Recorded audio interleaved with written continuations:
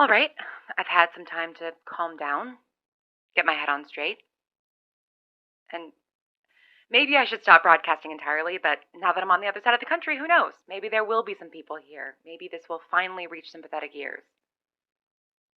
Also, I've gotten pretty used to talking out loud into this thing. It helps me think.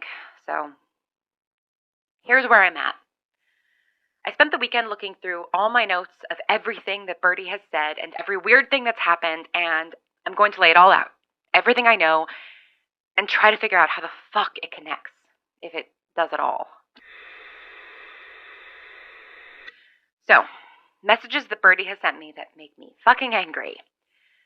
Telling me to stay out of Denver because it's a collision point, and then refusing to explain what that means. Telling me I was wrong about my actions on having consequences, and then refusing to explain what that means.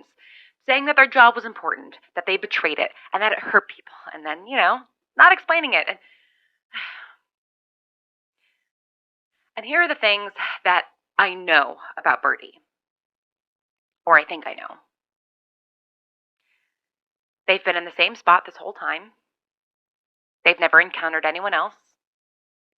They're pretty good with the radio, having gotten it to broadcast this far. They don't have physical speaking capabilities, and they're trained in Morse code. Though to be fair, I am technically trained in Morse code by now, so I'm not sure how revealing that is as a biographical fact. And here are the things that Birdie has definitely lied about. That they don't know what happened.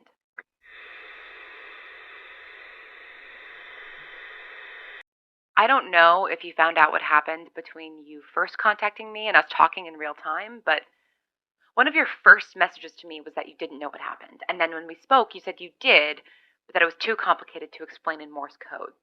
So, which is it?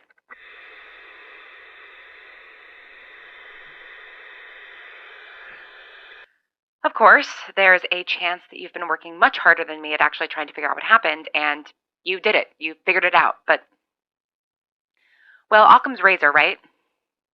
I've spent nearly half a year driving around the country looking for people, looking for answers, and sure, I haven't been scientific about it, but I must have had a better chance of stumbling across something than you, the person who seems to have been sitting by their radio nonstop for 6 years.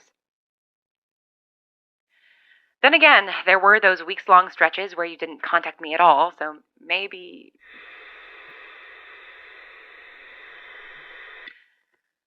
No. The simplest explanation is that you lied. If I'm being generous, maybe you lied because you didn't know if you could trust me. And then, over the course of a few months, you decided you could. You decided you trusted me enough to talk to me and tell me the truth. But to what end? Why tell me you know what happened if you couldn't explain what happened? What would that accomplish? And it's such a huge thing to lie about. I mean, I've lied in these transmissions. I've lied to you, but nothing big, nothing consequential. I choose to just not say anything at all instead of telling a big lie, but that's a big lie, Birdie. That's an intentional lie.